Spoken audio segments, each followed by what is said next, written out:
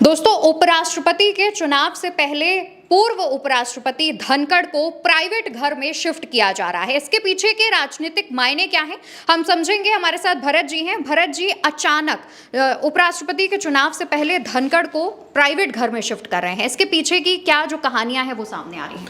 देखिए अवंतिका जी, उपराष्ट्रपति चुनाव 9 तारीख को इस देश में होना है। 9 तारीख को वोटिंग होनी है। 9 तारीख को ही ये मालूम पड़ जाएगा, ये मालूम चल जाएगा कि इस देश का अगला उपराष्ट्रपति कौन होगा। एनडीए दे पाएगा या इंडिया दे पाएगा, खैर वो अलग बात हो गई। लेकिन 9 तारीख से पहले जगदीप धनखड़ को अपना बंगला खाली करना था। 9 तारीख से पहले सरकार को टाइप 8 का एक बंगला जगदीप धनखड़ को दिलवाना था, सरकारी बंगला, कि भाई आप इस बंगले में आकर रहिए। लेकिन उससे पहले जगदीप धनखड़ अपने जो सरकारी आवास है, उपराष्ट्रपति इनक्लेव है जिसमें वो रह रहे हैं अभी मौजूदा समय में, उस बंगले को वो खाली कर चुके हैं। आपके सामने ये तस्वीर है। इस तस्वीर में देखिए उपराष्ट्रपति का ये बंगला है जो उपराष्ट्रपति इनक्लेव है। इस उपराष्ट्रपति इनक्लेव से इनक्लेव के बाहर जो सुरक्षा होती है, जो सैनिकों की तैनाती होती है, जो गार्ड्स की तैनाती होती है, वो तैनाती आपको गायब दिखाई दे रही है।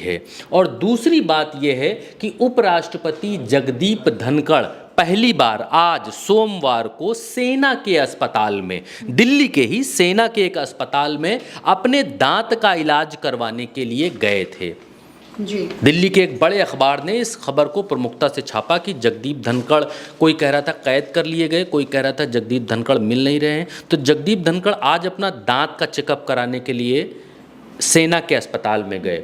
इससे एक बात एक और है कि किसी उपराष्ट्रपति के दांत में अगर दर्द होता है तो क्या वो अपने पद से इस्तीफा दे देता है?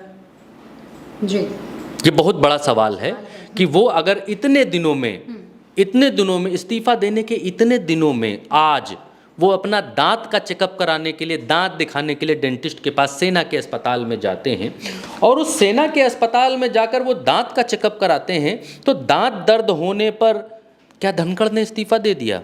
इसका मतलब तो साफ साफ है, दिया तो गया नहीं, लिया गया है और ये चुनाव जबरन कराया जा रहा है।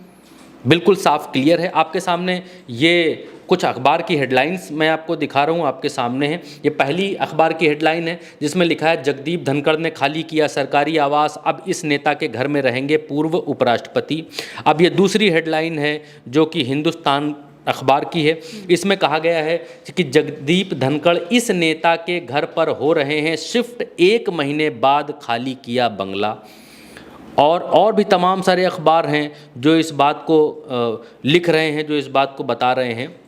अच्छा, जो अस्पताल की बात मैं आपको बता रहा था, वो अखबार की कटिंग भी पढ़कर मैं आपको बता देता हूँ ताकि आपको भरोसा रहे, क्योंकि खबर में, न्यूज़ में उल्टा चश्मा यूसी पर आपको जो भी चीज़ मिलती है ऑथेंटिक मिलती है। खबर है, मैं पढ़ के बता रहा हूँ। इंडियन एक्सप्रेस की रिपोर्ट के अनुसार धनखड़ धौला कुआं स्थित सेना के अस्पताल में डेंटिस्ट से मिलने पहुंचे थे। अखबार से बातचीत में एक सूत्र ने कहा कि बीते 1 महीने से वो उपराष्ट्रपति के आधिकारिक आवास के अंदर ही रह रहे थे और रिश्तेदारों और मित्रों से मिल रहे थे। वो आज डॉक्टर के पास जाने के लिए आवास से बाहर निकले, इतने दिनों बाद बाहर निकले। जिस उपराष्ट्रपति ने इस्तीफा, अवंतिका जी, स्वास्थ्य कारणों का हवाला देकर किया कि अब तो हमारा शरीर काम नहीं कर रहा है, अब हम ही नहीं पाएंगे, अब हम जो है संभाल नहीं पाएंगे, इसलिए इस्तीफा ले लो, वो व्यक्ति 1 महीने के बाद अपने घर से निकलता है और दांत दर्द दिखाने अस्पताल जाता है।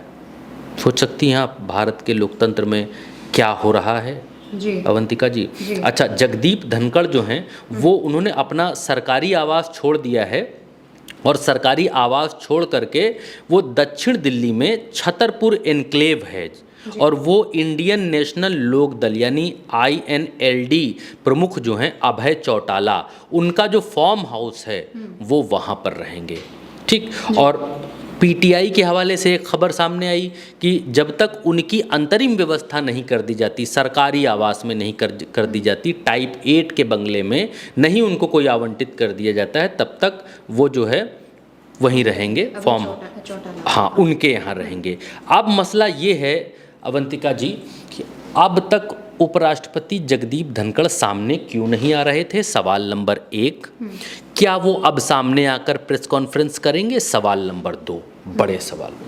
मैं आपको पीछे थोड़ा लेकर चलता हूँ। जम्मू कश्मीर के उपराज्यपाल एलजी सत्यपाल मलिक, मरहूम सत्यपाल मलिक जो अब इस दुनिया में नहीं है, वो जब अपने उपराज्यपाल पद से हट जाते हैं, हटने के बाद तुरंत कोई बात नहीं खोलते हैं। जब वो हट जाते हैं, हटने के बाद थोड़ा समय लेते हैं, थोड़ा स्वतंत्र होते हैं, तब वो ये बात खोलना शुरू करते हैं कि मैंने मोदी से कहा था कि सैनिकों को इस रास्ते से मत भेजो, जहाज़ से भेजो, या मैंने मोदी को फ़ोन किया कि हमला हो गया है तो मोदी ने कहा कि अभी चुप रहो, अभी कुछ मत बोलना। ये सब बातें उन्होंने खुलासा करना शुरू किया कुछ दिन बाद। और अब जब उपराष्ट्रपति धनखड़ स्वतंत्र होंगे, स्वतंत्र अवस्था में होंगे, सरकारी बंगले को छोड़ेंगे, घर जाएंगे, तो जगदीप धनखड़ किसान पुत्र हैं। जगदीप धनखड़ अपनी बात को कहने वाले नेता हैं। तो जगदीप धनखड़ जो पिछले 1 महीने से शांत थे, तो क्या वो अब एक निजी फार्म हाउस पर जाने के बाद प्रेस कॉन्फ्रेंस करेंगे? क्या उपराष्ट्रपति चुनाव से पहले कोई बम फोड़ेंगे? क्या अपने इस्तीफे को लेकर कुछ वो बोलने वाले हैं?